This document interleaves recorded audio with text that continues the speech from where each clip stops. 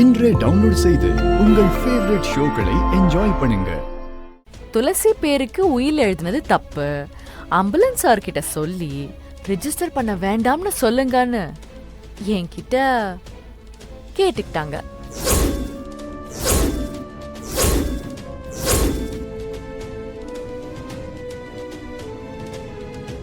அதுக்காக தான் நானும் இங்க வந்தேன்.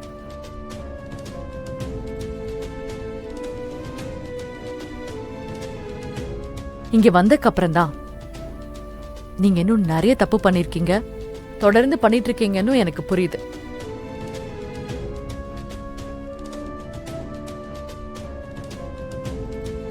சொல்லுங்க மேடம், திருத்திக்கிறோம். ஆமா, தயவு செஞ்சு சொல்லுங்க. எங்களுக்கு எங்க குடும்பம் தான் முக்கியம். மேம், கண்டிப்பா அப்பாவும் அம்மாவும் எந்த தப்பும் பண்ணிருக்க வாய்ப்பில்லை.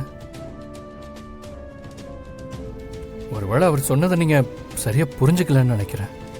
சிவா, ப்ளீஸ் அவங்கள சொல்ல விடு. மேடம், நீங்க சொல்லுங்க. விசாலாட்சி அம்மா, அமராவதிக்கு கல்யாணம் பண்ணதும் அவங்க வீட்டுக்கு அனுப்பாததுதான் முதல் தப்பு. அம்மா வீடு பொண்ணுங்களுக்கு ஒரு ரிலாக்ஸேஷன் தான், சோம்பேறியா பொழுதுபோக்க இல்ல. அவங்க வாழ்க்கைய நீங்களே பாழாக்கிட்டீங்க. பத்மா மேடம். மேடம், நீங்க எதுவும் சொல்ல வேண்டாம், கிளம்புங்க. ஏய் ரம்யா, என்ன பேசுற? ஒரு மரியாதை வேண்டாம்? சிவா, நீங்க கொஞ்சம் அமைதியா இருங்க. பத்மம்மா, மகளுக்கு புத்தி சொல்லி வளர்க்கணும். ஆனா அவங்களுக்கே புத்தி சொல்ல ஒரு ஆள் தேவைப்படுது. ரம்யாவுக்கு சிவா மேல ஆசை இருந்திருக்கும், அதுல தப்பில்ல. உறவுக்குள்ள இதெல்லாம் நல்லதுதானே. ஆனா ஜனனிய கல்யாணம் பண்ணதுக்கு அப்புறமும் சிவாவை நினைச்சிட்டு இருக்கிறது பெரிய தப்பு இல்லையா?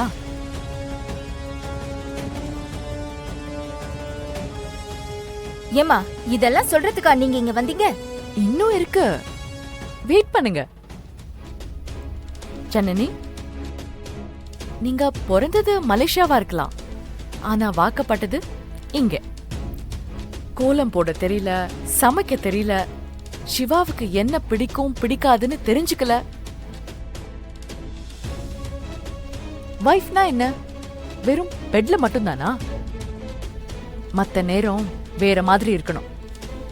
மனசுக்குள்ள இடம் பிடிக்கணும், அம்மாவா இருக்கணும், அக்கா தங்கியா இருக்கணும், ஒரு நல்ல ஃப்ரெண்டா இருக்கணும்.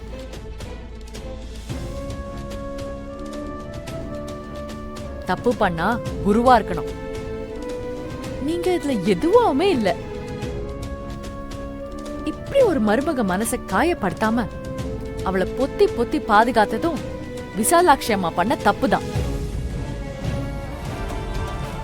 ராஜசேகர், எங்க போறீங்க? வாங்க. இந்த ராஜசேகர் இந்த குடும்பத்தை தன்னோட குடும்பமா எப்பவுமே பார்த்ததே கிடையாது. ஒரு கமிட்மெண்ட் கூட இல்ல. இருக்கிறதெல்லாம் கிடைச்சதெல்லாம் சுருட்டிட்டு போலாம் தான் பாக்குறாரு. என்னங்க பேசுறீங்க? மரியாதையா பேசுங்க. இல்லடா மாமா, என்ன என்ன? வாங்க இந்த பக்கம். சிவா, பேசாம விடுங்க விடுங்க. ஏய், என்ன கை வைப்பியா? வேடா பார்க்கலாம். நான் ஒன்னும் ஆம்புலன்ஸ் கிடையாது, எல்லாத்தையும் மன்னிச்சு விடுறதுக்கு. வாழ்நாள் முழுக்க உன்னை தூக்கி உள்ள வச்சிருவேன்.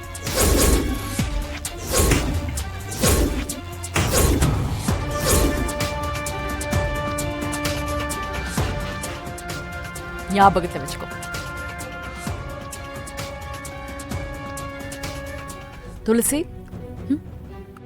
மேடம், இங்க வா.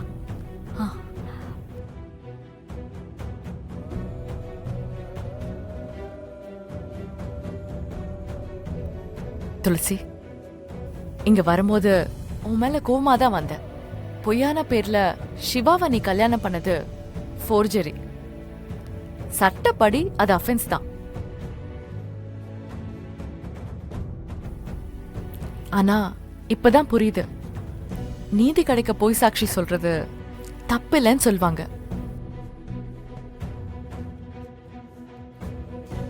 அம்பலம் சார் குடும்பத்துக்காக நீ சொன்ன பொய் எல்லாமே உண்மையை விட பெருசு. இனிமே நீங்க இருக்க வேண்டாம். உன் வாழ்க்கைய நீ முழுமையா வாழ. மனசுக்கு ஆரம்பத்துல கொஞ்சம் கஷ்டமா தான் இருக்கும், ஆனா அதுதான் உனக்கு நல்லது. நான் கிளம்புறேன். அம்பலம் சார், சரிங்க நான் மேடம். கிளம்புறேன். இந்தாங்க. இதை இதை வாங்கிக்கோங்க. ஆ, ஆசீர்வாதம். நல்லா இருக்கு, நல்லா இருக்கு. தேங்க்யூ. நல்லா இருமா. நான் வரேன். சிவா, பாய். வாங்க எல்லாருக்கும் கிளம்புறேன். சிவா, ஏதாவது பேசணுமா? ஆமா, ஜனனி மேல கோவப்படாதீங்க, தப்பாயிடும். அப்பாவை பஞ்சாயத்துல நிறுத்திருக்கா துளசி, கோவப்படாம இருக்க முடியுமா? தப்பு சிவா. ஜனனிக்கு பஞ்சாயத்துனா என்னன்னு தெரியாது. அம்பலம் ஐயா பஞ்சாயத்துல உட்கார்ந்து நீதி சொல்றதுக்கும் குற்றவாளியா நிக்கிறதுக்குமான வித்தியாசத்தை ஜனனியால உணரவே முடியாது. அவங்க வாழ்க்கை சுச்சுவேஷன் வேற, நம்ம வாழ்க்கை வேற. எல்லாத்துக்கும் மேல அந்த பொண்ணு ஜனனியாவே இல்ல. மத்தவங்க எல்லாரும் அவங்கள பயன்படுத்துறாங்க. மத்தவங்க கோவத்தை, பேராசைய ஜனனிய வச்சு வெளிப்படுத்துறாங்க.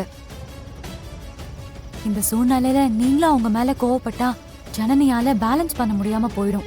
ஜனனிக்கு உங்களை தவிர வேற யாரும் இல்ல சிவா. நீங்க தான் அவங்களோட ஒரே நம்பிக்கை. மிஸ் பண்ணிடாதீங்க.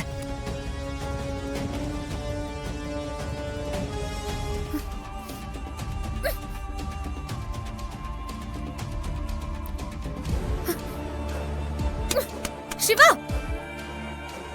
சிவா, நான் என்ன பண்ணிட்டு இருக்கேன், நீ என்ன பண்ற? நான் என்ன பண்றேன்னு உனக்கே தெரியல, அதான் உன் பிரச்சனை. எனக்கு தெரியும். நான் என்ன பைத்தியமா? சொல்லு சிவா, நான் என்ன பைத்தியமா? உனக்கே டவுட்டா இருக்கா? Stop it Shiva. அம்பல அங்கிள் தான் பைத்தியம். அங்கிள் முட்டாள்தனமா ரொம்ப பெரிய மிஸ்டேக் பண்ணிட்டாரு.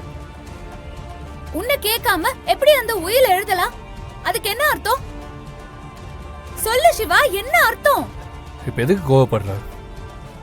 உன்னோட கோவம் யார் மேலன்னு உனக்கே கிளாரிட்டி இல்ல ஜனனி. அதான் இப்ப உனக்கு இருக்கிற ப்ராப்ளம். என்ன சிவா சொல்ற? எனக்கு யார் மேல கோபம்னு எனக்கே தெரியலையா? ஆமா, உட்கார். உட்காரு. நீ மற்றவங்களால இன்ஃப்ளூயன்ஸ் ஆகி ரியாக்ட் பண்ற. சுயமா நீ யோசிக்கல, சுயமா நீ கோவப்படல, நீ சுயமாவே இல்ல ஜனனி. சிவா, ப்ளீஸ் என்ன கன்ஃபியூஸ் பண்ணாத. கன்ஃபியூஷன் தான், ஆனா கன்ஃபியூஷன் தான் தெளிவாகிறதுக்கான சிம்டம்ஸ்.